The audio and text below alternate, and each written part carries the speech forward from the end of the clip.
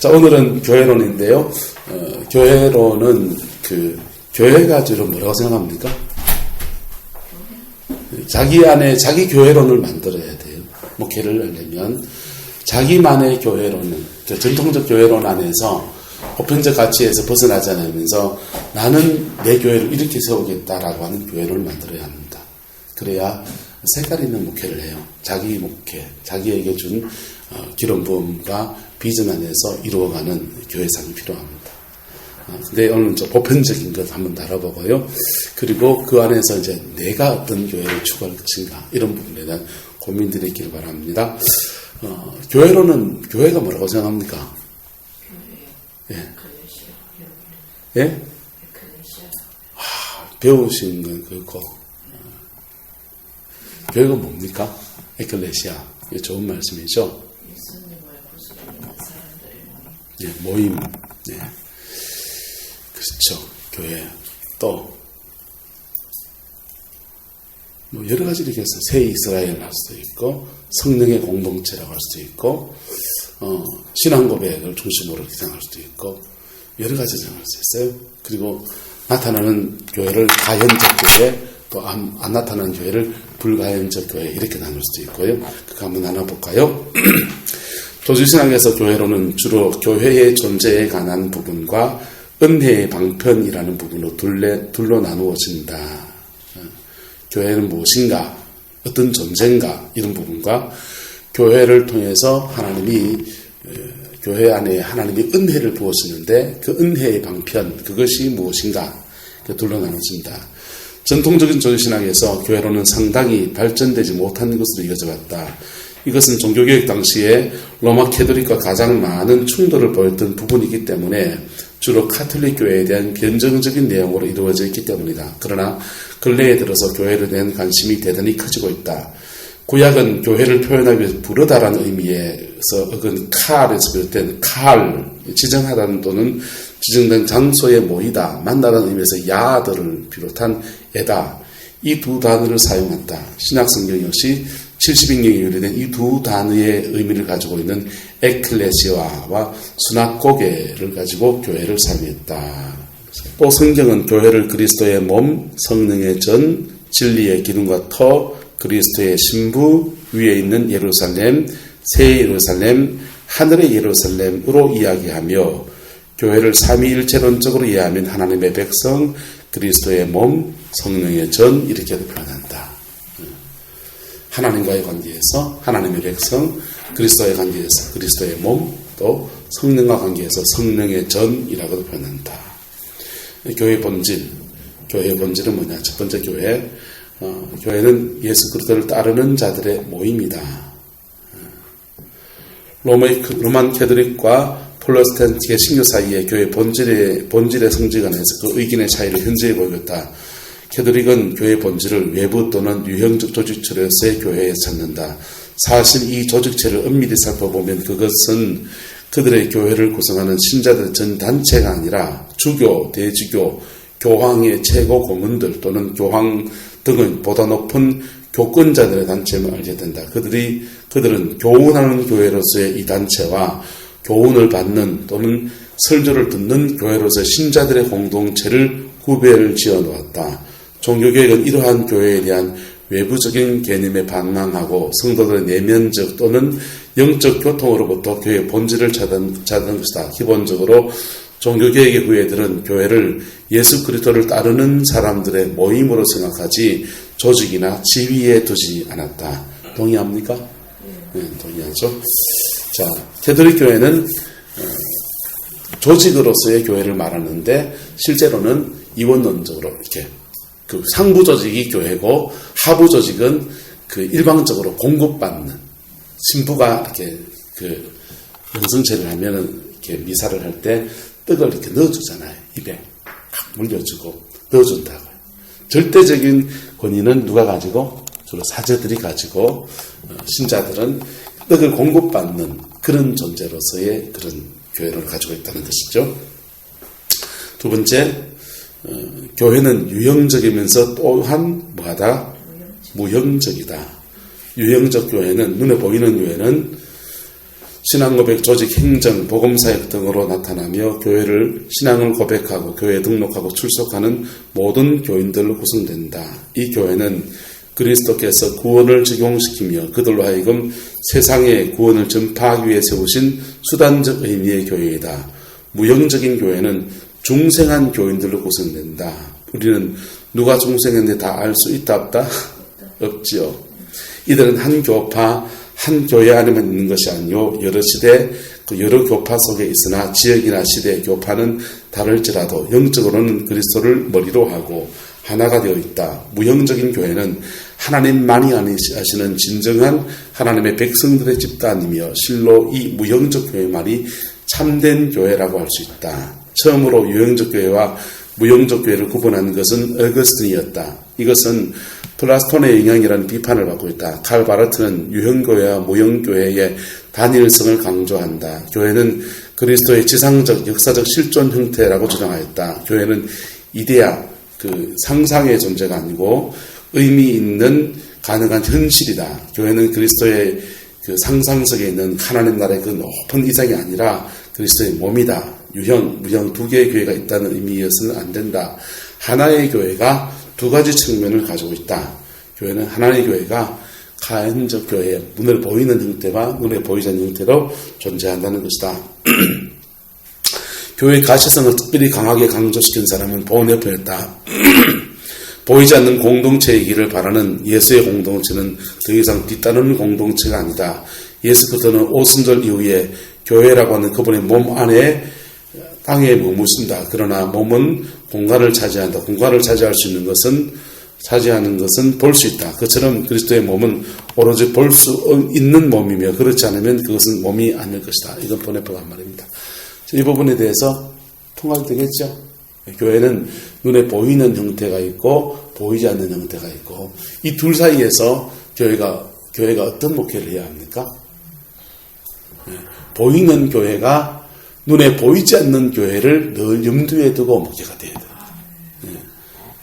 눈에 보이는 교회에 속했다고 해서 다 눈에 보이지 않는 그 공동체에 속한 건 아니잖아요. 바꿔 말하면 여기 앉아있다고 해서 다 천당 가는 거 아니잖아요. 누구만 갑니까? 물과 성령으로 거듭난 사람만 가니까 교회 안에 속한 사람이 어떻게 하든지 거듭나게 해야 되고 성령을 따라 살아서 유형적 교회가 아니라 무형적 교회의 가치를 가지고 살아가도록 신앙생활을 도와야 되잖아요. 근데 현실 교회는 어때요? 유형적 교회의 모습 속에서 무형적 교회상을 제대로 만들어내는 교회들이 모델 교회, 아름다운 교회.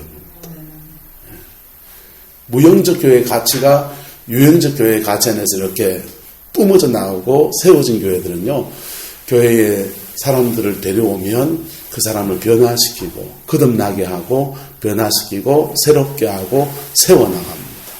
그리고 거듭난 사람을 그냥 막 냅두면 막 불 관리하려고 기도한단 말이에요. 불 관리하려면 기도해야 되잖아요. 그렇죠? 성령 받은 사람은 불 관리하려면 기도해야 돼요. 그래서 그렇게 막 기도를 해서 그냥 내버려두면은 자기 나름에 그냥 막 신앙이 자라나는데 어떤 사람은 웃자란다. 그것을 잘 다듬어서 균형을 잡아주는 것은 멘토링이 필요해요. 멘토링이 필요하다고요. 그래서 유형적 교회 안에, 그러니까 지금 교회를 왜 굳이 한 챕터를 빼서 하냐 하면 이건 여러분의 목회를 좌우하거든요.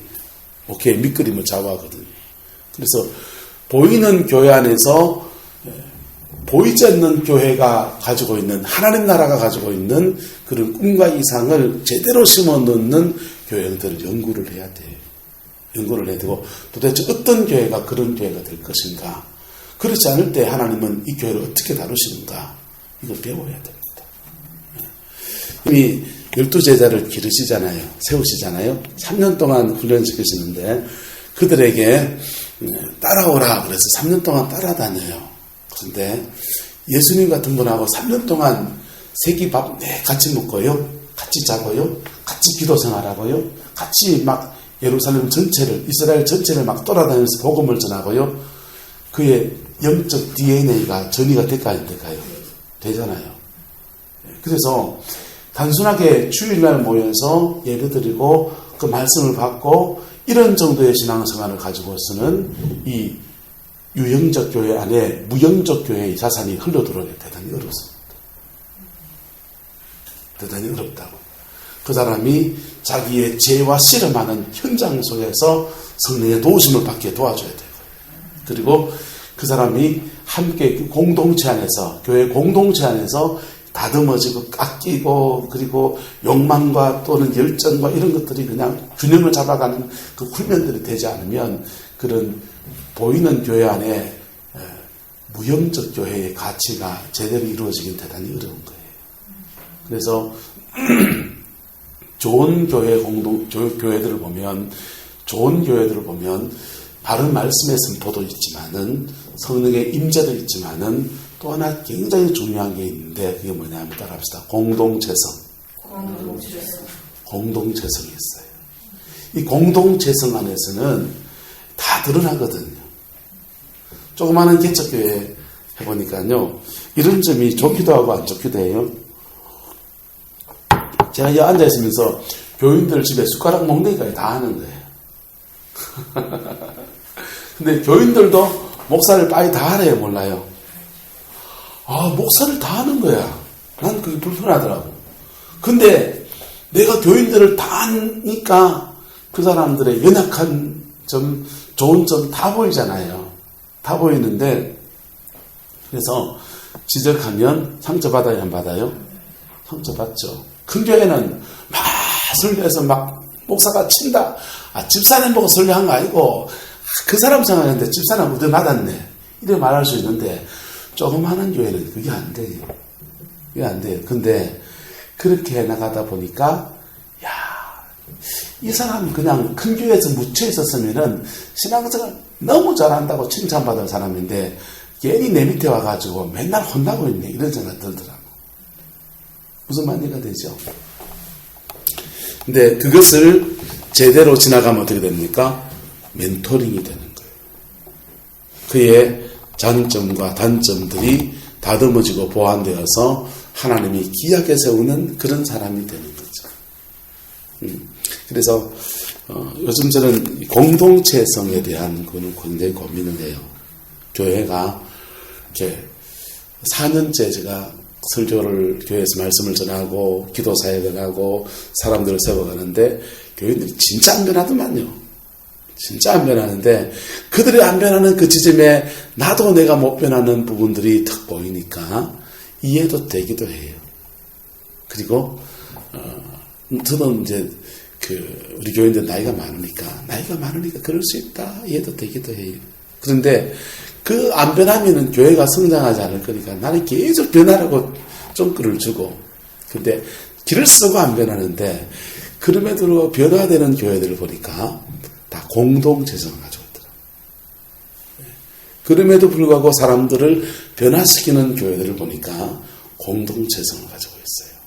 춘천의 한마음교회 같은 데는 거기에 학사관이 있어서 대학생들이 학사관에 모여서 이렇게 아침에 학교에 갔다가 저녁에 같이 와서 예배하고 기도하고 서로 격려하고 하는 그런 공동체성 안에서 사람들을 이렇게 변화시켜내더라고요. 그 애들이 자라가지고 그 교회 리더십을 같이 지니까 교회 전체가 공동체성을 가지고 목회를 해나가는 거예요.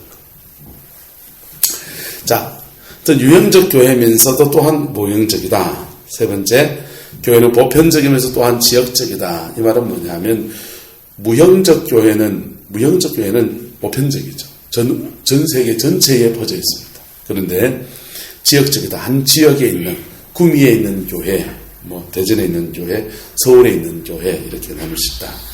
네 번째, 교회와 이스라엘.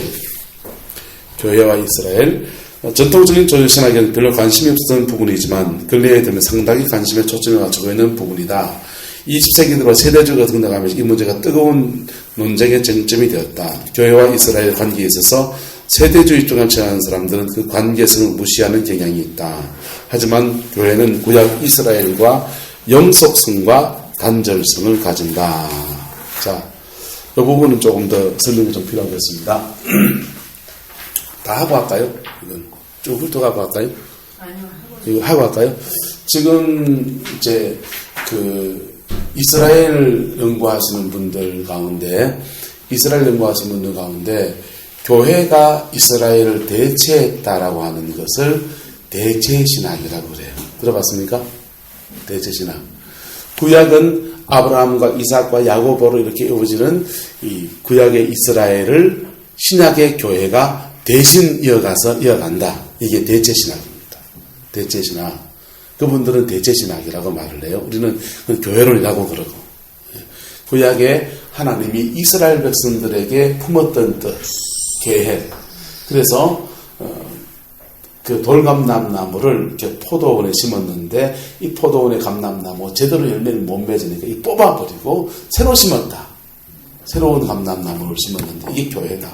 이게 이제 대체신학이죠. 그래서 대체신학 속에서 이제 이스라엘은 폐해졌고 이스라엘은 의미가 없어졌고 그 다음에 교회가 이스라엘에게 하나님이 품었던 그 마음과 비전을 이루어가는 존재로서 교회가 존재한다. 이게 대체신학입니다. 근데 그 재림을 맞이하는 존재는 그럼 누구예요? 대체신학에서는 교회예요. 교회. 그런데 지금 이제 유대인들에게 복음을 막 전하면서 구약을 재발견하고 성경을 다시 해석하다가 보니까 예수님의 재림을 맞이하는 존재가 교회가 중심이 되기보다는 이스라엘의 회복에 더 초점이 있다라고 하는 연구들이 발전되기 시작합니다. 그런 흔적이 보입니까? 보입니까? 흥미가 보세요. 이방인의 때가 차기까지 유대인들은 완악해졌다고 그랬고 그 다음에 이방인의 때가 차고 나면 복음은 어디 넘어간다고 합니까? 유대인이 넘어간다고 하잖아요. 그러니까 이 마지막 때에 대해서 유대인의 회복운동이 1945년에 시오니즘 운동이 일어났는데 그때부터 시작해서 이스라엘이 회복되어지면서 그들이 또한 복음을 받기 시작하면서부터 이스라엘은 뭐냐 이거죠. 이스라엘은 뭐냐.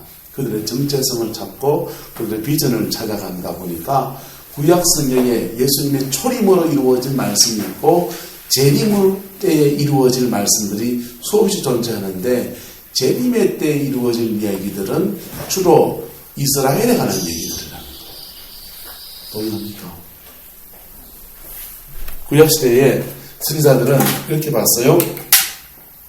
여기가 초림이에요. 여기가 재림이에요. 그러면 여기서 봅니다.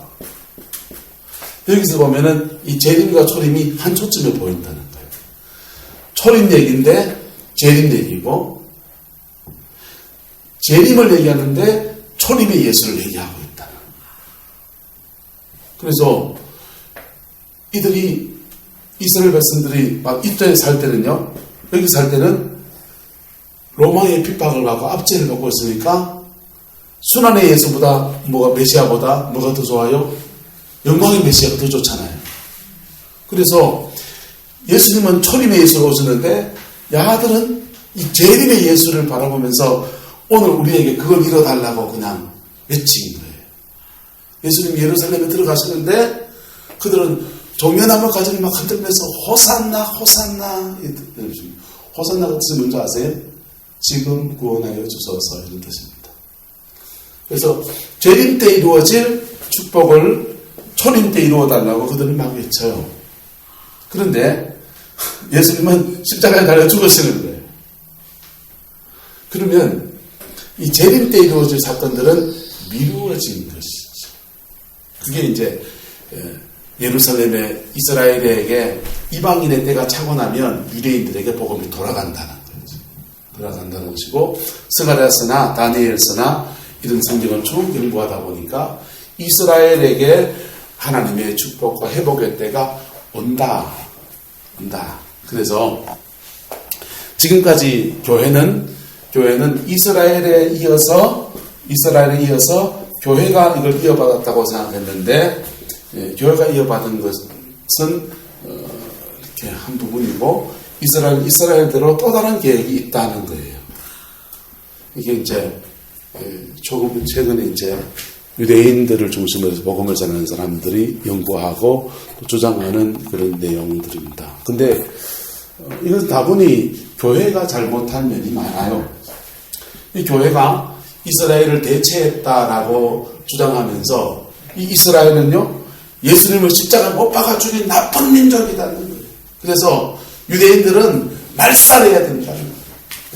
아우슈비츠 수용소에서 유대인들을 수없이 600만을 죽이고, 그리고 아우슈비츠에서 죽인 게 아니고요, 독일군에 근데 갈 때마다요, 소련에서 러시아에서 죽이고, 여기서도 죽이고, 프랑스에서 죽이고, 수없는 곳에서 유대인들을 죽이고 비박하고, 기독교 세계에 의해서 이스라엘이 수없이 많이 박해를 받다 보니까 기독교에 대한 반발감들과 또 이스라엘보다 교회가 더 특히 서구 교회가 더 위대하다라고 그렇게 주장하는 그들에 대해서 아니다, 우리도 우리나라의 가치가 있다라고 주장하는 그런 부분부터가 바로 이스라엘의 회복과 함께 성장된 대체신학에 대한 반발 의식들입니다.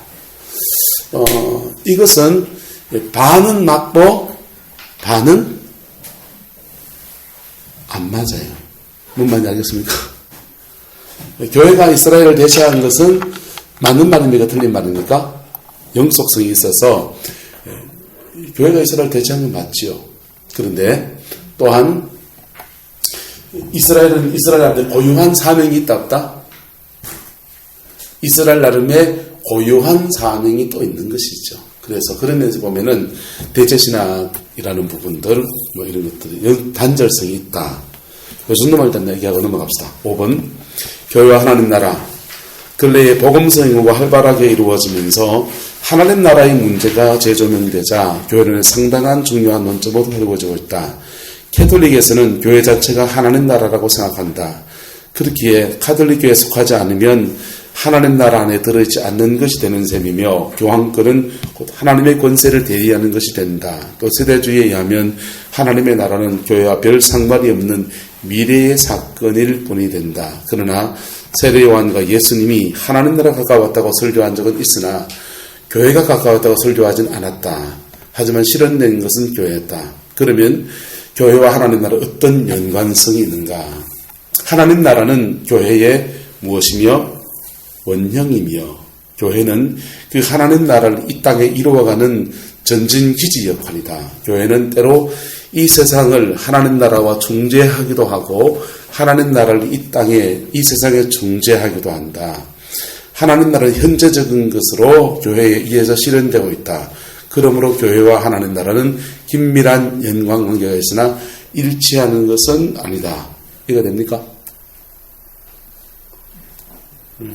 하나님 나라는 뭐예요? 하나님의 통치가 이 땅에 이루어지는 것을 하나님 나라라고 합니다.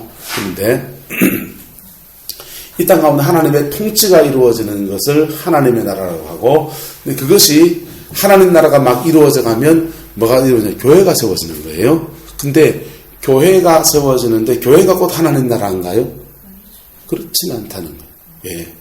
이 땅에 있는 교회는 유행적 교회, 무형적 교회 있는 것처럼 교회는 뭔가 문제가 있다는, 이 안에 회개하지 않는 죄인이 그냥 존재하고 부족한 사람이 그냥 존재하다 보니까 인간이 가지고 연약함들 때문에 교회는 그 자체가 하나님 나라로서의 가치를 잃어버린 때도 너무나 많이 있다는 거예요. 그럼에도 불구하고 그런 교회들이 끊임없이 갱신되어지면서 계속 하나님 나라의 비전을 이루어가는 어떤 공동체로서 쓰임받는다, 이 얘기인 것이죠. 자,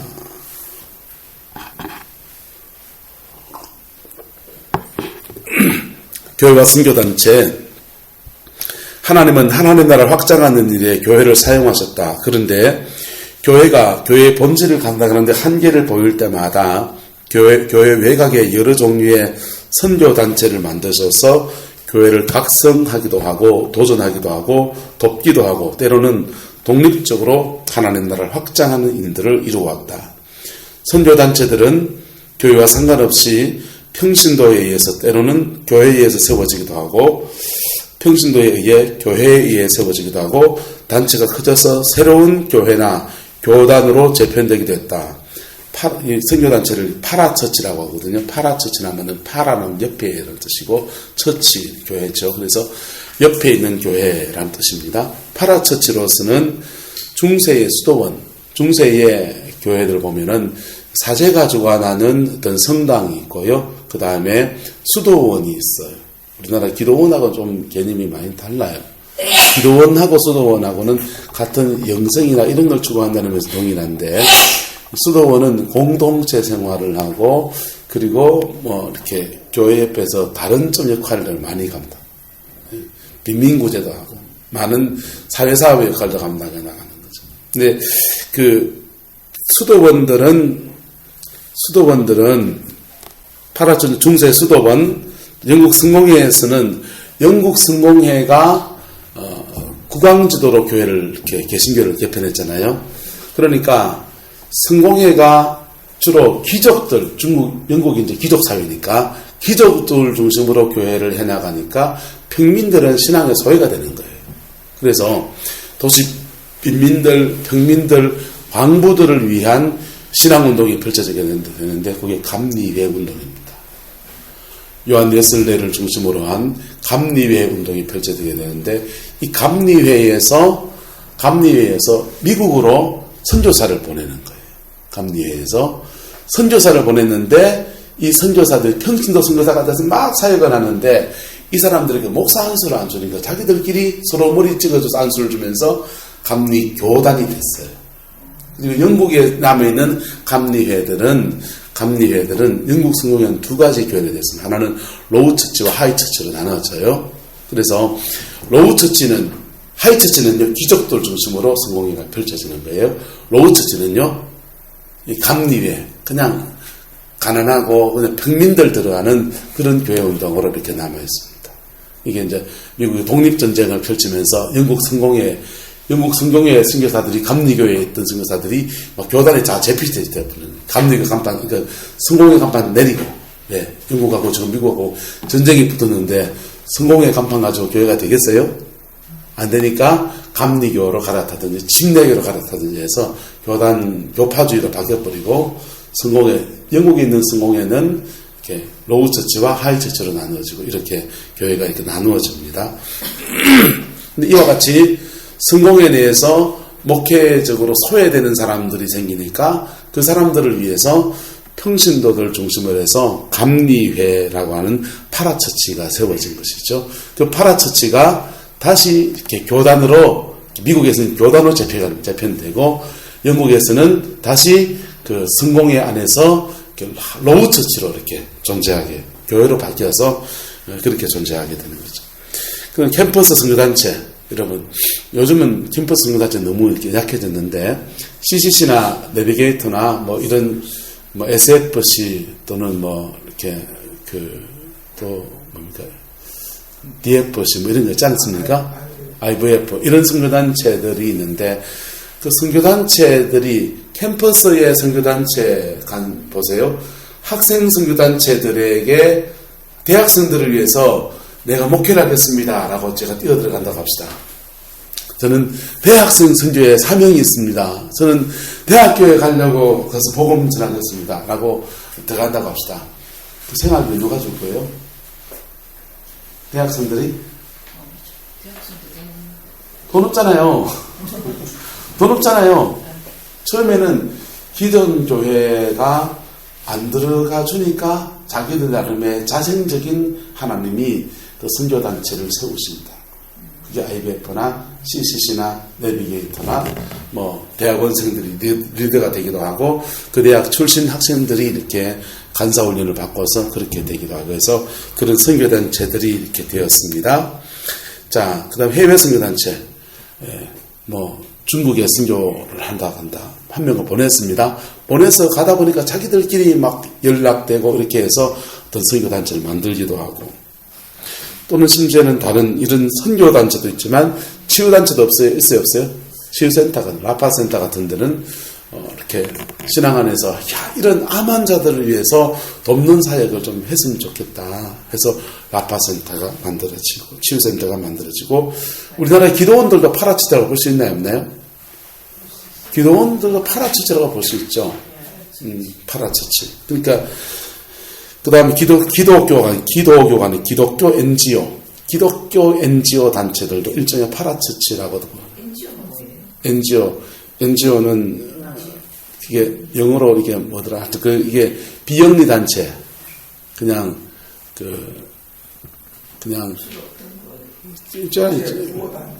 뭐 국제 기하 대책기구 이런 것도 NGO죠. 예. 굿 네이버스도 NGO. 그런 NGO 중에서 기독교 NGO가 있단 말이에요. 기독교 NGO. 이런 단체들이 다 망라해서 크게 파라처치라고 볼 수 있다.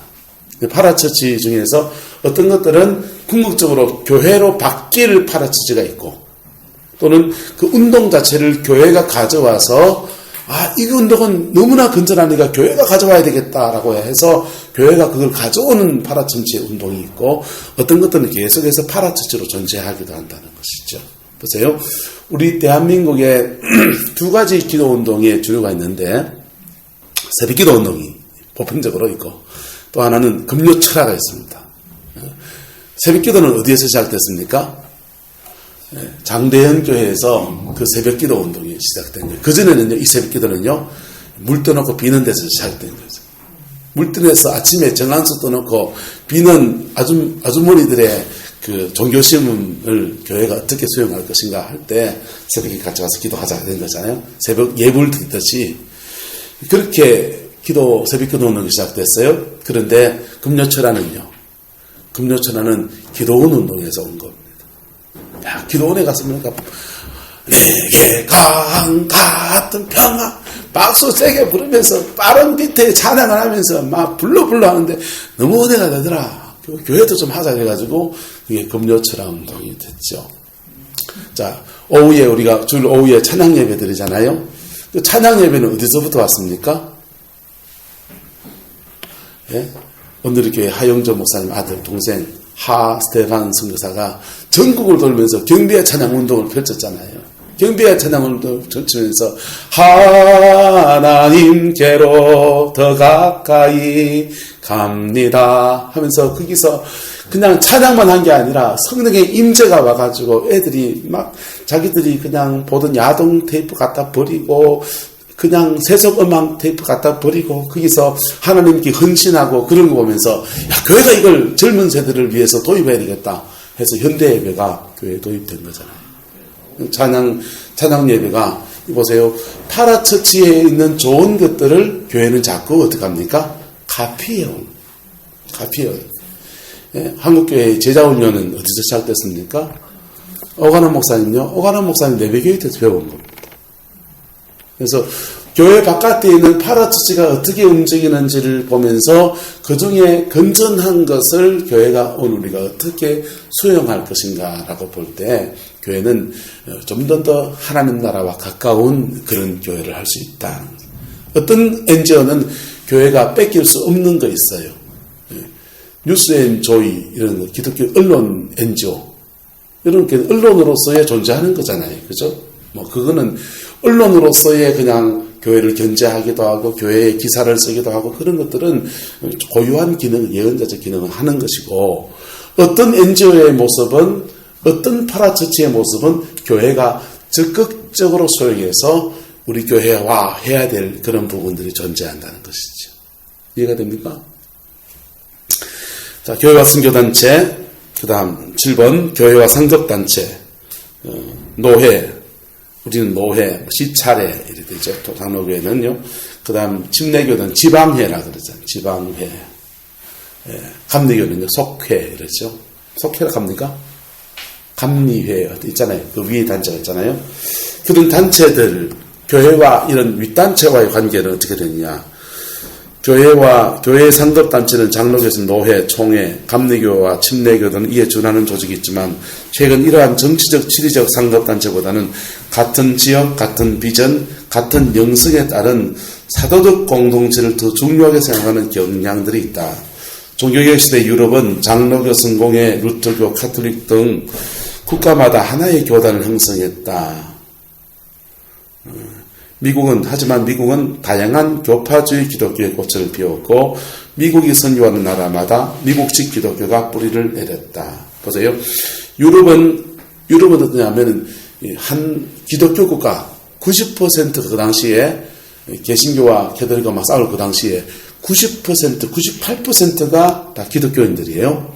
기독교인들이다 보니까 그들 나라가 어떤 종교를 택하느냐, 캐톨릭을 택할 것이냐, 루터교를 택할 것이냐, 그 개혁파, 장로교단을 택할 것이냐, 또는 그 국왕의 중심이 되는 영국 성공회를 택할 것이냐에 따라서 유럽은 국가주의 기독교가 형성이 되는 거예요.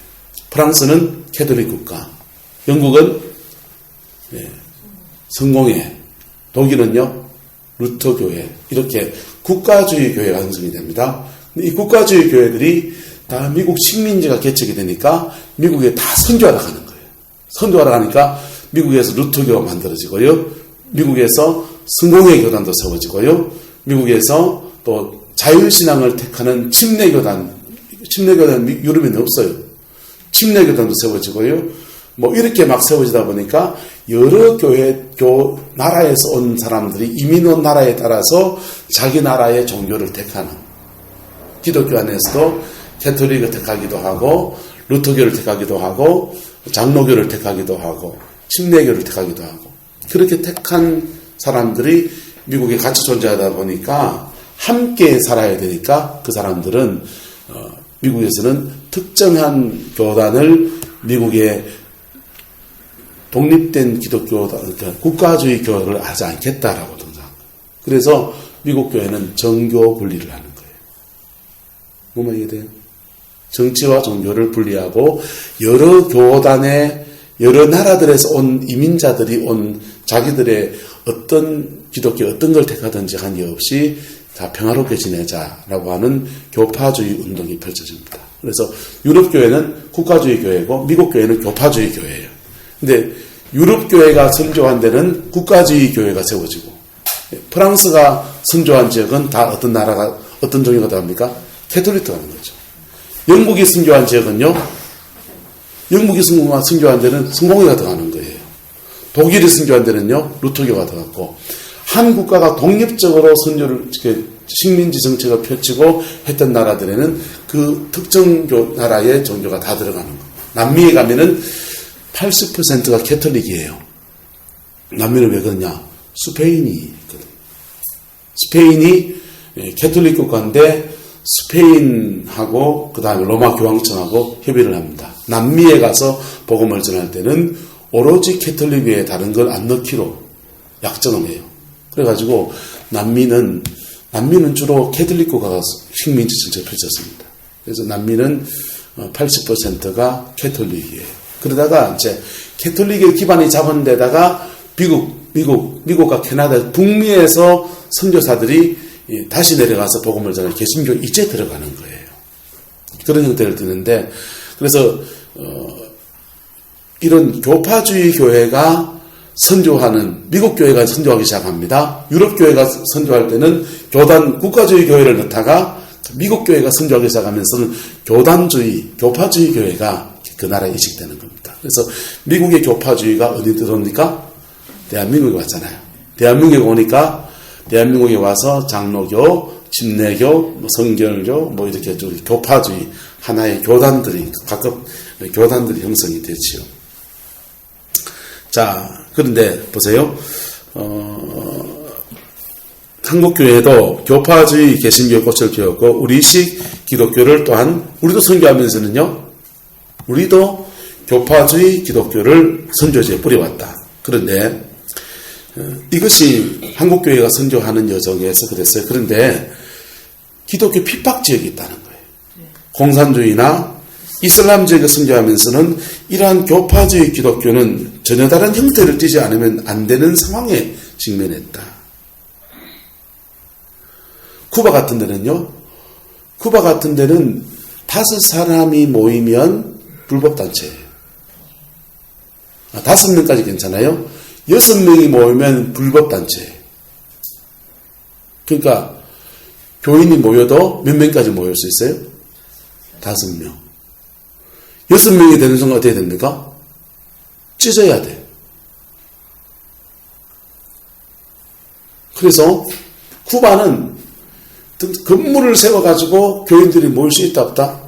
없잖아요. 6명, 5명 모이면 찢어져야 되는데 건물 세우고 목사 월급 주는 그런 종교적인 어떤 단체, 건물을 세운 그런 교회들을 못 취하는 거예요.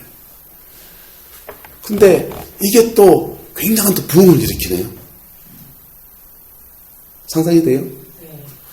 5명 모이면 야 우리 찢어질 준비해야 된다. 다음 리더를 준비해요. 3명, 2명으로 찢어지는 거예요. 교회를 분리하는 거예요.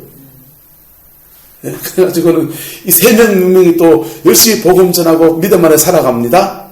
그랬더니 또 4명이 돼서 야 큰일 났다. 이제 찢어질 준비해야 된다. 해가지고 1명 더 드는 순간 또 찢어지는 거예요. 또 3명, 2명을 찢어지는 거예요. 소그룹 교회들이 무수히 많은 형태로 나가는 거예요. 중국 교회가 이제 교회 건물을 짓고 그러지만은 3자 교회 허락이 되기 전까지는 처소교회였습니다. 처소교회는 우리가 교회라고 붙이는 것이고 중국 당국의 입장에서 교회가 없는 거예요. 예?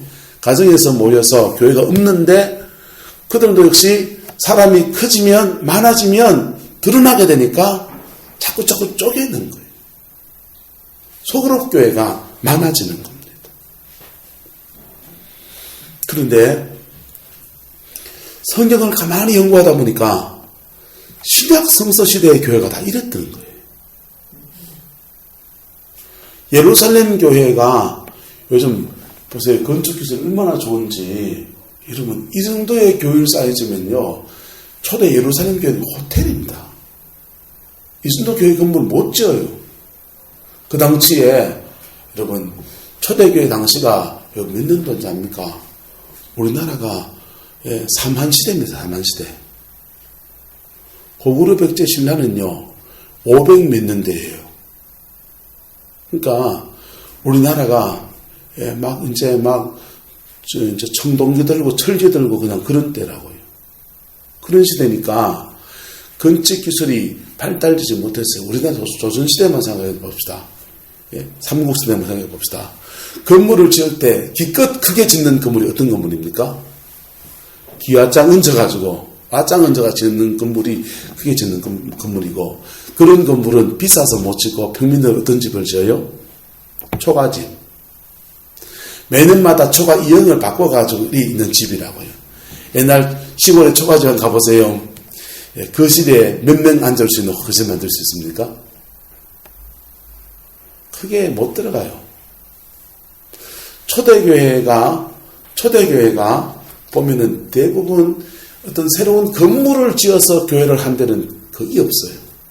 거의 없고, 예루살렘에 사람이 가장 많이 모이는 공간이 있는데, 솔로몬 행각 같은데, 성전 안에.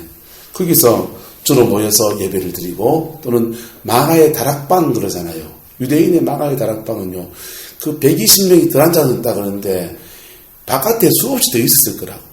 들어갈 수 없어가지고. 예? 기껏 많이 들어가면 60-70명 들어가 나머지는 바깥에서 우두를 앉아서 성령에 불 받았을 거라고. 그러니까 홀이 그 큰 홀을 할 수가 없어요. 건축 기술도 없고 돈도 없고. 예? 우리나라는 기와장 얹어서 크게 짓지만은 그 당시에 예루살렘 이런 데는 큰 물 짓는 돌 가지고 짓거든요. 돌을 다 망치질 해서 요즘은 지가에서 윙 자르면 되지만 그때는 망치질 정으로 뚱땅 두드려가지고 기둥 하나 쌓아야 되는데 그렇게 지은 건물을 왕이나 임금들이나 그런 사람들은 크게 지을 수 있지 누가 그렇게 큰 건물을 지을 수 있어요. 그러니까 지금 오늘 시대에 막 공산권이나 이슬람권에서 소그룹 교회들이 많이 일어났는데 우리 어쩔 수 없이 만들다 보니 그렇게 만들어졌는데 예루살렘에 있는 교회나 안디옥에 있는 교회나 뭐 데살로니가에 있는 교회나 다 초대교회가 그랬던 거예요. 근데 그렇게 소그룹 교회들을 보니까 죄송하게도 목사가 있는 교회들보다 훨씬 더 건전한 거예요. 교회가 좀 커지면 장점이 뭐예요? 재정을 모을 수 있고 사람들의 인력 가운데서 좋은 사람들을 뽑아서 이렇게 세울 수 있고 공동체 속에서 뭔가 좀 더 큰 일을 만들 수 있는 규모 있는 일이 하는 장점이 있죠. 그런데 소그룹이 되면요 멘토링이 돼요. 숟가락 뭉개기까지 다 알게 되고 그 사람들을 정말 목사의 허물도 다 알고 그런데 함께 살고서 막 부딪히고 하다 보면요 작품이 만들어져요. 중국의 교회나 쿠바의 교회나 이런 소그룹 교회들이 형성되면서 진정한 하나님 나라를 이루어가는 유형의 교회 안에서 진정한 무형적 교회의 가치를 이루어가는 공동체가 무엇인가에 대한 치열한 고민들이 펼쳐지게 됩니다. 그리고 그것을 오늘의 교회에서 보이는 유형교회 안에서 어떻게 적용할 것인가 라고 할 때 현대교회 운동이 펼쳐져요. 세일교회 운동이 펼쳐져요. 자, 보세요. 그래서 어쩌면 이 형태가 더욱더 성서적이고 하나님 나라를 이루어가는 데 적합한 교회상이 아닐까 생각이 든다. 사도적인 사역자에서 그 영성과 비전에 동요하는 로컬 처치의 목회자들이 모여서 지체교회 의식을 가지고서 사도적 공동체를 형성하고 이 사도적 공동체가 사도와 선지자의 지도를 받으면서 선조적 비전을 성취해가는 것이다. 여기에서 사도와 선자, 목사, 직분 간의 유기적인 윤리와 협력들이 오는 이거 지금 제가 쓴 겁니다. 이거는 신사도교회론에 관한 거예요. 여러분 신사도교회 2단에 들었죠? 신사도교회의 교회론이 이겁니다. 네트워크 교회, 네트워크 교회. 이단 아니잖아. 그러니까 여러분 신사도 교회가 2단이면 중국 교회는 다 2단이에요. 한국 교회의 기존 질서를 이렇게 재편해야 된다라고 말하니까 보수적 가치가 충돌하니까 그렇게 말하는 것이고 신사도 교회의 교회로는 이겁니다. 신사도 교회의 교회로는 소그룹 교회들이 서로 네트워킹해서 우주적인 그리스도의 몸을 이루어가는 그런 교회가 됩니다. 중국 교회를 보십시오. 중국에 소그룹 교회가 엄청나게 많습니다. 엄청나게 많아요. 그런데 그 중국 교회에 5명 정도의 지도자만 딱 잡으면요. 5명 정도 지도자에 다 붙어 있어요. 네? 그냥 어느 지방에 뭐 몇 명 거느리고 있는 무슨 리더입니다. 뭐 그러지만은 그런 사람이요. 피라미드 조직으로 되어 있어가지고요. 중국 교회에 막 교단이 있는 건 아니에요. 이렇게 피라미드 조직에서 이 밑에 다 붙어 있어요. 뭐 이렇게 다 점도지처럼 이렇게 연결되어 있어요. 그래서 이렇게 쭉 되어 있어, 이렇게 되어 있고, 이렇게 되어 있고 해가지고요.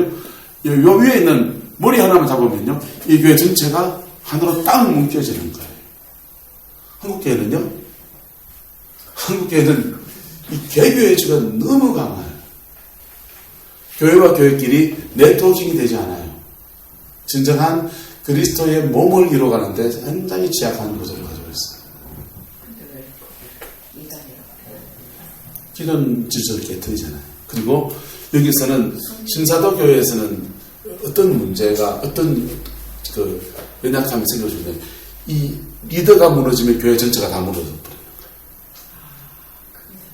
이게 사도라고 하는 존재가 이 사도는 목사들을 목회하고 사도는 누굴 목회하고요? 목사를 목회하고 목사는요? 성도들을 목회하고 이런 구도예요. 이해가 돼요? 사도는 누굴 목회하고?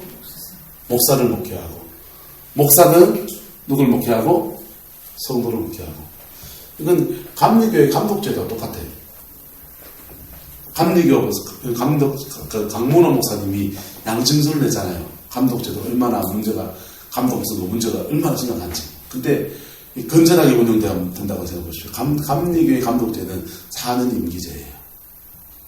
4년 임기제인데 감리교 전체의 전권을 가지고 있어요. 전권을 가지고 있고 4년 동안 목회를 내려놓고 로컬 처치 목사들을 목회를 하는 거예요. 목사도 잘못 가는 수 있다 없다? 있잖아요. 여기 다 목사 되실 분들이잖아.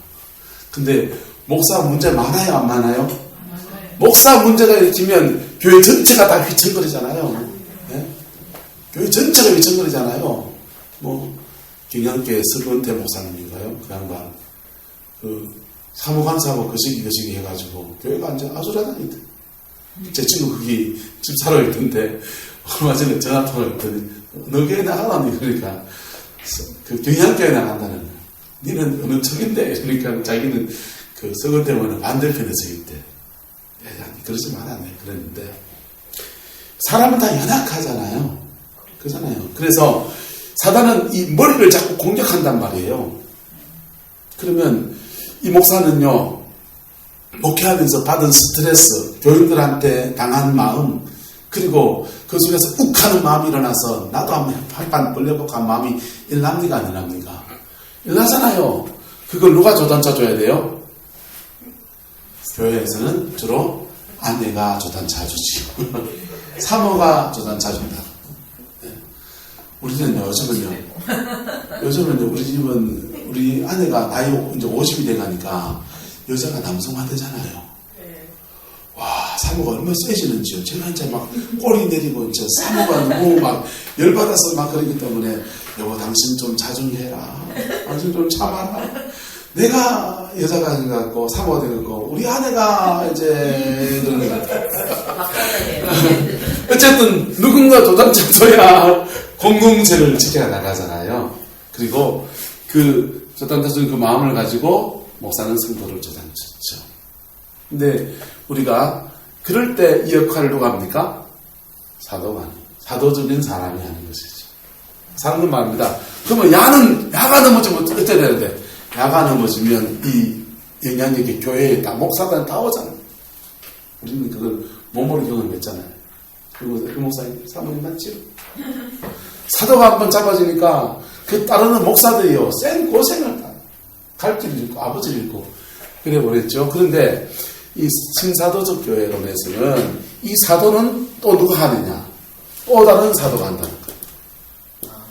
또 다른 사도가 책망하기도 하고 네 그렇게 함부로 가면 안 된다고 하고 서로 스크럼을 잡아서 함께 가는 교회상을 이루어가자. 이게 신사도교회입니다. 근데 여기서 뭐냐면 사도가 자꾸 목사 위에 있다라고 스스로 생각도 하고 목사들도 사도를 자꾸 높이다 보니까 목사 위에 또 목사가 더 있는 그런 구도가 만들어지는 거예요. 여기에서 기도 목사들이 이제 반발을 합니다. 두루심이 다른 겁니다. 두루심이 다른 거예요. 자, 어쨌든 그런데 현대교회에서 상급단체에 관한 얘기들입니다. 상급단체, 노회나 지방회나 이런 상급단체들이 전통적으로는 굉장히 교단주의가 중요했다는. 그런데 현대에 들면서 이런 상급단체들을 노회나 지방회보다도 더 중요하게 생각하는 단체들이 뭐냐 하면 각 지역마다 뭐가 있냐면 그거 있잖아요. 성시화 운동본부. 예, 무슨 성시화 있잖아요. 그런 성시화 운동본부는 오히려 실제적인 일을 하잖아요. 그렇죠? 그래서 지역사회에서 이 성시화에는 교단과 교파를 초월해서 다 모이잖아. 그래서 뭐 성시화에서 이렇게 부활절 연합예배 드리기도 하고 우리는 성시화에서 저는 이제 성탄절 트리 지금 작업 들어가야 되는데 성탄 트리 작업하기도 하고 사회적인 활동들을 구체적으로 해나간단 말이에요. 상급단체들은요. 저는 지금 평북노에 소속되어 있거든요. 장로구 통합적 평북노에. 평북노에 할 때 가면 봄에 저희는 봄노회, 가을노회 두 분 할 때마다 서울 가야 돼요. 서울 가가지고 서울에 있는 뭐 우리 노회 안에 큰 교회가 많이 있어. 동안교회도 저희 노회 안에 있고요. 근데 동안교회 목사가 나를 알겠어요? 모르겠어요? 모르지요. 나는 그분을 알지만 그분은 날 모르지요. 목사들끼리 뭘 알겠어요? 시차례 하면요. 저희는 시차례 하면은 저희는 무지역 노회니까 경북 영남 시찰이거든요. 그러면 저 경북에 저 영주 저기도 교회가 있고요. 경남의 통영 욕지도 저기도 교회가 있어요. 그러니까 저 영남 시찰 하나만 모여도 노예 하나만큼 방 많은 지역에서 와요. 뭐 하겠습니까? 시찰에서 모여가지고 문제 생기는 교회가 생기면 그때 문제를 다루고 문제가 생기기 전에 그 문제가 일어나지 않도록 멘토링이 가능하다 안 하다? 가능하지 않아요. 예? 멘토링이 가능하지 않아요. 목회는 멘토링이 참 중요하다는 얘기죠. 근데 보세요. 부산의 두 날개 운동에 가입해서 함께 그거 두 날개 하는 교회들은요. 자기들끼리 프로세스를 동일해 가시잖아요. 그러면서 양육 단계를 갖고 서로 멘토링 해야 돼요. 설교니 그래 하면 됐는데 이렇게 하고요. 교인들을 대할 때 이렇게 상담 이거 공부 좀 해봐라. 이렇게 목회자를 돕는 조직들이 존재하죠. 돕는 사역들이 실질적으로 존재하게 되는 것이죠. 그런 것들을 그런 조직을 만들어가는 구체적으로 만들어 놓은 것을 그것을 속칭 신사도 교회라고 하고, 저는 신사도라는 말을 자꾸 욕을 먹으니까 네트워크 교회라는 말을 지금 쓰고 있는데, 네트워크 교회입니다. 네트워크 교회. 근데 이 네트워크 교회는 한국 교회만 일어나는 게 아니고 특별히 선교지에 공산권이나 이슬람에서 굉장히 많이 일어나고 있고, 앞으로 시대가 흘러보십시오. 흘러가면 교회는 핍박기로 갑니다. 예수님의 재림이 가까우기 때문에 교회는, 세상은 교회를 막 핍박해요. 왜? 사단의 역사이기도 하고 주님이 교회의 성도들을 더욱더 정결한 신부로 만드시려고. 그래서 앞으로 세계교회 모든 교회는 지하교회가 될 것이다, 이렇게 얘기합니다. 들어봤습니까? 세상의 모든 교회는 이제 몇 년 지나면 지하교회가 될 것이다. 신학교 사라지게 되죠. 건물에 십자가 꽂은 교회는 다 십자가 간판 내리고 조용히 숨어서 예배하는 그런 교회가 될 거고, 목사는 다른 직업을 택해서 직장 생활하면서 한미씩 모여서 자기들끼리 우리끼리 예배 드리고 또 직장 생활하고 목사의 간판 직업으로 목사에 떼고 교회의 리더 역할을 하는 그런 사람이 될 거다. 근데 어떤 교회가 그런 교회입니까? 초대교회가 그런 교회라. 지금 중국 교회가 이제는 3자 교회가 형성돼서 건물을 지은 교회들이, 아름드리 건물을 지은 교회들이 세워지고 있고, 중국의 연길교회 같은 데 가면 5,000명 정도 더 가나요? 그 정도 큰 교회예요. 그런 교회들이 형성되고 있지만은 공산주의 지하에서 그런 교회고, 지금 북한에 있는 교회들이 바로 그런 교회고, 공산권의 이슬람에 선교하는 교회들은 교회 이름 안 걸고 자기를 가정집에 모여서 막 그러는데 알고 봤더니 야, 그 교회더라, 이런 교회들. 그런 시대가 앞으로 펼쳐지게 될 거다. 그래서 우리는 뭐냐 합니까? 이런 네트워크 교회들에 대해서 관심을 가져야 되는 시대로 간다. 8번째, 국가와 교회. 성도들은 교회의 통치를 받는 동시에 국가의 통치를 받는다. 이 두 통치권은 조화를 이루기도 하나 때로는 마찰을 일으키기도 한다. 교회와 국가의 관계에 대해서 아래와 같은 견해들이 있다. 첫 번째, 교회 지상주의. 국가를 교회의 일부분으로 보고 교회가 국가 위에 군림할 수 있다라고 주장한다. 캐톨릭. 그렇습니다. 국가지상주의. 교회를 국가의 일부분으로 보고 국가가 교회를 지배할 수 있다고 주장한다. 에라스트의 견해. 베타주의. 국가 정치에 대한 교회의 무관심을 주장하며 정치적 무질서와 혼란에 관여하지 않아야 된다는 견해다. 이건 침례교. 정교분리 및 보완주의. 교회와 국가는 다같이 신적 기원을 갖지만 서로 다른 목적을 가지고 독립되어 있으므로 어느 한편이 다른 편에 대하여 어떠한 권한도 가질 수 없다라고 주장하는 주장. 이거는 정교분리 및 보완주의. 그 다음에 두왕국설.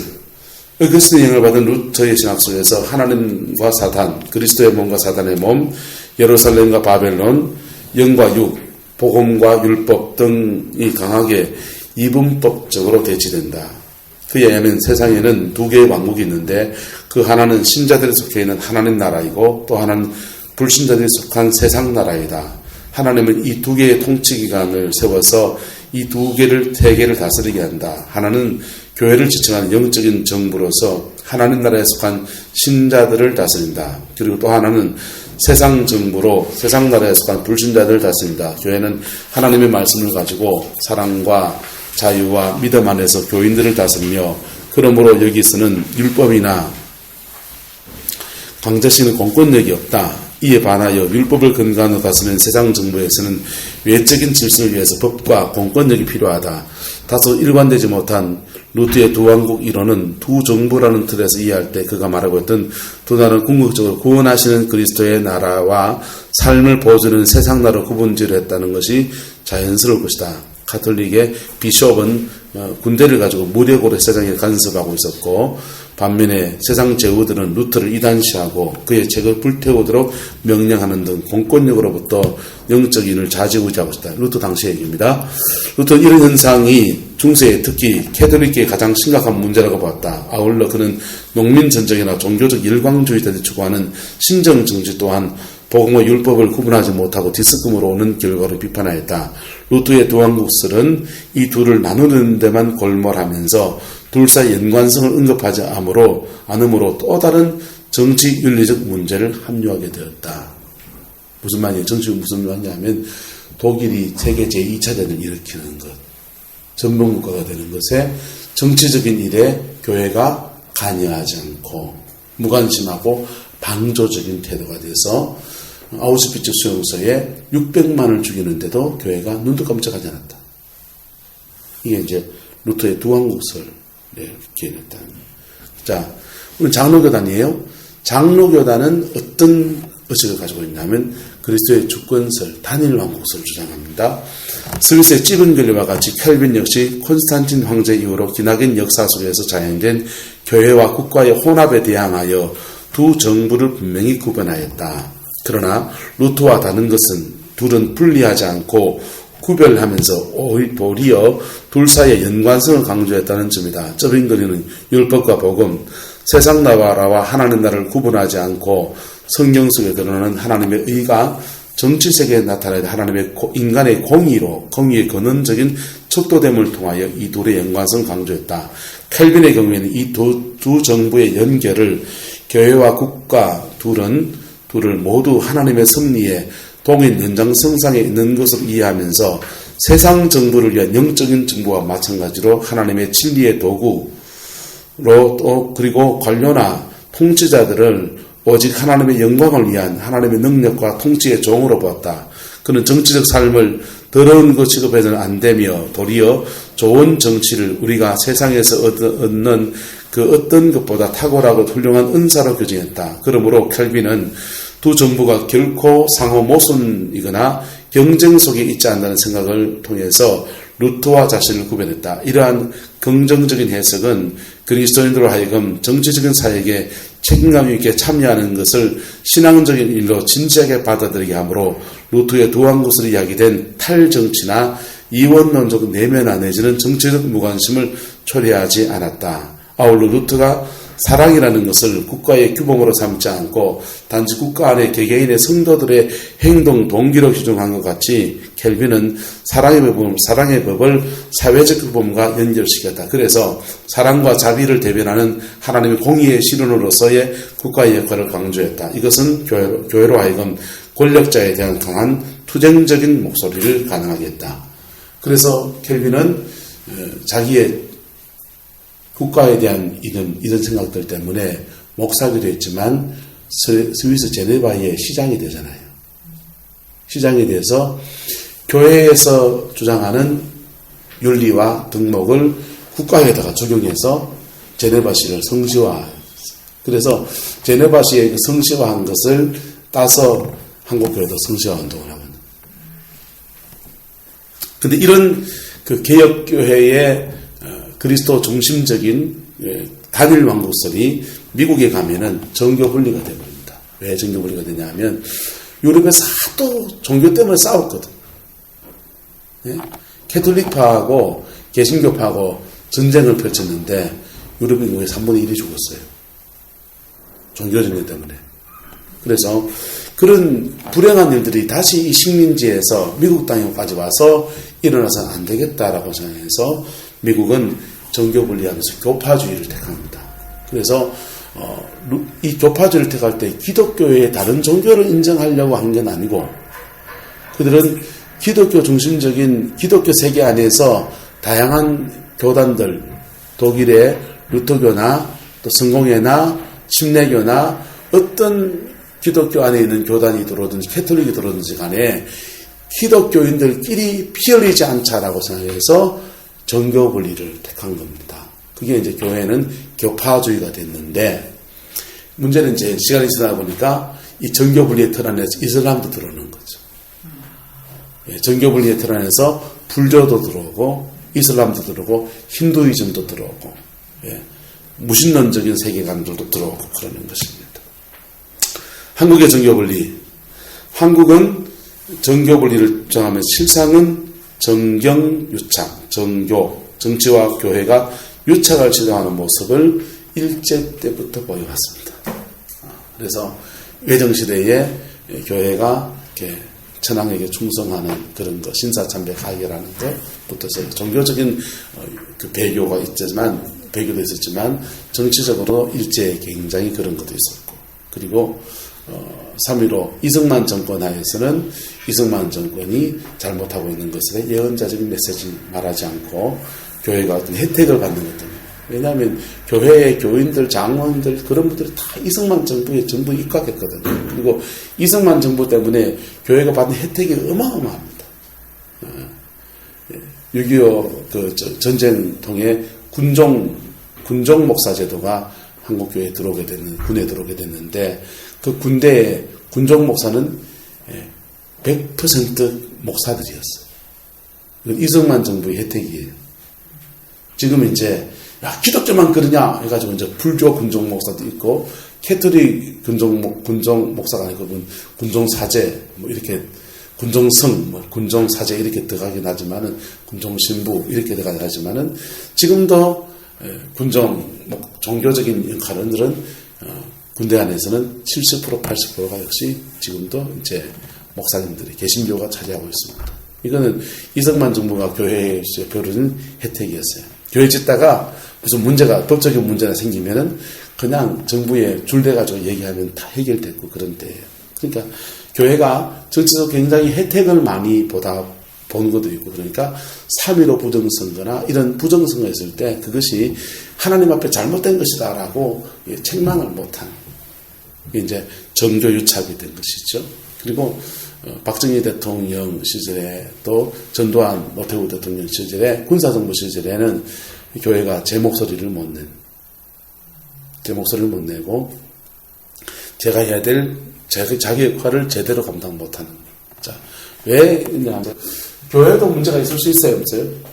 문제 있을 수 있죠. 정부도 이상하게 이 땅은 어차피 타락한 사람들이 하는 거니까 서로 견제도 해야 되고 서로 격려도 해야 되고 서로 세워가는 운동이 필요한 것이죠. 그래서 정부가 잘못하는 것에 대해서 언론이 얘기를 하든지 뭘 얘기하든지 그렇게 얘기해야 돼요. 그런 얘기를 하는 것이 교회의 본질입니까? 그건 아니라고 생각해요. 교회는 복음을 사수하고 하나님이 주신 복음 진리 가운데 서가는 것이 본질이고, 그리고 하나님의 사람을 길러내서 세상 앞에 내놓는 것이 교회의 본질이라고 생각하지만은 어떤 시대가 되면 교회가 일치해서 한 목소리를 내야 될 부분이 있죠. 자, 이것이 이제 교회와 다른 단체들과의 관계성들을 쭉 이렇게 나눴습니다. 자, 여기서 좀 더 나눠야 되겠나요? 교회 국가 개념들 다 이해하시겠죠? 교회는 이런 다른 직능단체들과 그 속에서 같이 존재한다는 것입니다. 그 속에서 교회의 포지션을 찾아야 되고 교회의 균형점을 잡아야 된다는 것입니다. 교회 이스라엘 부분 좀 더 얘기할까요? 뭐 빌려 할 계획이 없는데 하여튼 이스라엘 대체신학이라는 말을 들어보셨습니까? 처음 들어봐요. 대체신학이라고 하는 것은 요즘 이스라엘 운동하시는 분은 대부분 다 얘기합니다. 그리스도가 십자가에 죽으시고 부활하시고 난 뒤에 예수님은 교회를 세웠는데 이 교회가 처음엔 예루살렘 교회가 중심이 됐어요. 예루살렘 교회가 중심이 돼서 예루살렘 교회는 안식일에도 모이고 주일에도 모이고, 안식일에는 어떻게 모이고요? 유대인처럼 모이고, 주일에는 부활을 기념해서 크리스찬으로서 모이고, 그들은 유대인이라고 하는 공동체를 가지고 있으니까 유대교식으로 안식일에 모이고 주일날 모이고 두 번 모입니다. 두 번 모였는데 이게 이제 이방인으로 넘어가기 시작합니다. 안디옥 교회로 넘어가기 시작합니다. 안디옥 교회는 이방인과 유대인이 뒤섞여서 모이네요. 그러니까 그들은 안식일날에 모이기도 하고 주일날에 모이기도 하고 두 개 같이 모이기도 하고 따로 모이기도 하고 그렇습니다. 유대인들 중심으로는 안식일에 모이고 또 이방인들 똑같이 모임을 할 때는 주일날 모이고 그렇게 모임을 갖습니다. 이 교회가 에베소로 갑니다. 점점 더 이방인들이 많아지기 시작해요. 그러면 이방인들끼리 모이니까 주일날 안식일을 모일 필요가 있나요, 없나요? 안식일을 모일 필요가 없어지죠. 안식일을 모일 필요가 없어서 주일날 모입니다. 그래서 이 교회가 점점 더 AD 90년에 로마의 티토 장군에 의해서 예루살렘 멸망하면서부터 유대교와 관계를 단절하고서 교회는 이렇게 이방인들을 중심으로 교회가 형성되는 거예요. 이방인들을 중심으로 교회가 형성되면서 교회가 유대교의 모든 아브라함의 후산의 믿음의 유산을 모두 물려받고 그 사명을 물려받은 존재로 간다. 이런 것이죠. 그런데 유대인들은 어떻게 되느냐? 유대인들은 그 예수를 죽인 못된 민족입니다. 그래서 2000년 동안 유대인들은 유럽 땅에 있으면서 온갖 핍박을 받고 심지어 죽임을 당하고 고통을 겪은 겁니다. 그러다가 그들이 이제 시오니즘을 통해서 다시 자기 나라를 회복하면서 그들이 야, 우리는 뭐냐 이거죠. 우리는 뭐냐. 특별히 복음을 받아들인 유대인들이 이방인들이 교회에 자기들이 믿음의 유산을 이어받았다고 하는데 야, 우리는 뭐냐 이거예요. 그러니까 그들이 다시 어디 들어가야 되는 가 사실은 이 교회에 들어와야 되잖아요. 그죠? 안 그래요? 저는 영적 이스라엘 인정하지 않습니다. 이스라엘만의 특별한 어떤 배타적인 선민을 인정하지 않습니다. 근데 그 유대인들이 자기 민족의 정체성을 가지고서 교회를 이렇게 보면서 교회로부터 받은 상처가 너무 일단 많아요. 그래서 교회로부터 너무 많은 공격을 받았었기 때문에 이 기존 교회 시스템과 이런 체제에 대해서 거부 반응이 있는 거예요. 그리고 자기들의 정체성을 따로 세우려고 하다 보니까 형성되는 교리가 뭐냐 하면 대체신학입니다. 저는 대체신학을 별로 좋아하지 않아요. 예. 동일한 이유에서 유재근 목사님인가요? 아리랑 민족이라는 책 보셨습니까? 아리랑 민족이라는 책도 보면요. 그게 사실이 진실이 현실이 난 잘 모르겠지만은 해석도 좀 불가능하지만은 그런데 거기서 말하는 논리가 뭐예요? 우리가 무슨 대단한 뭐라고요? 선민이라는 거예요. 천손자손이래.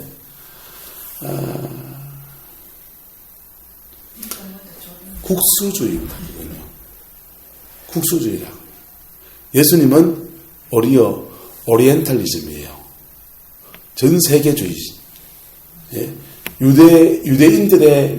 유대인들의 종교라고 생각했던 것들을 전 세계를 위한 복음으로 주님이 찢어서 내놓는 겁니다.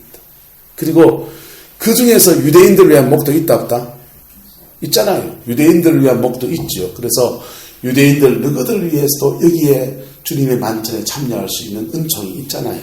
그런데 대체신학을 지나치게 강조되면 어떤 결과를 되냐면 그런 유대인들에게는 특별한 우리 민족에 의한 특별한 사명이 있을 수 있다 없다? 있죠. 대한민국 국민들이 가지고 있는 특별한 사명이 있을 수 있잖아요. 그런데 그것이 지나치게 되면 국수주의가 되는 거예요. 국수주의. 우리 민족이 무슨 대단하고 우리 민족을 통해서 하나님이 뭔 일을 하시고 우리 민족이 일어서야 되고 이런.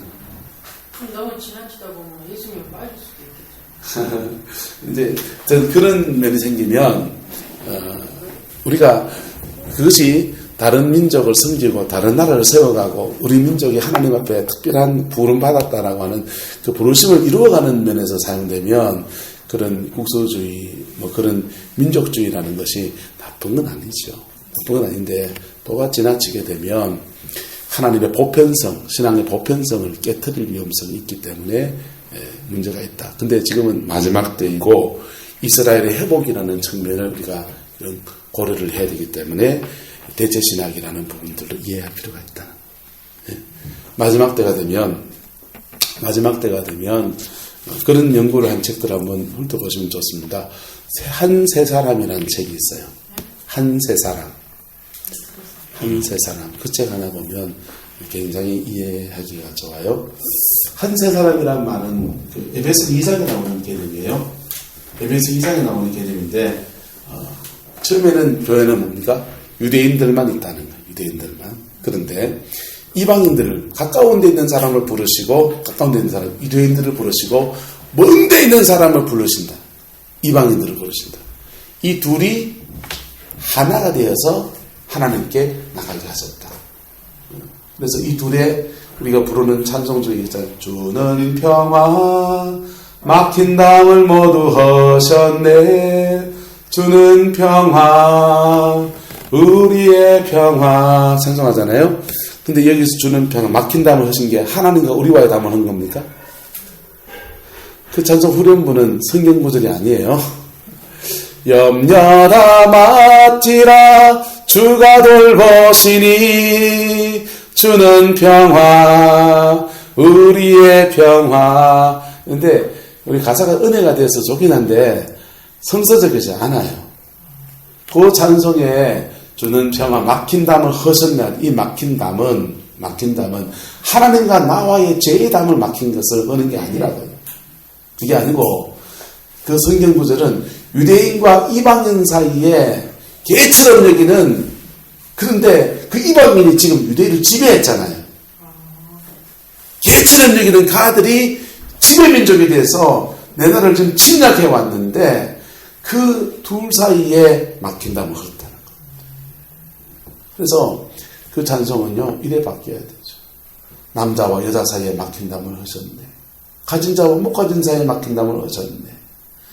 배운 사람과 못 배운 사람에 막힌 담을 하셨네. 남한과 북한에 막힌 담을 하셨네.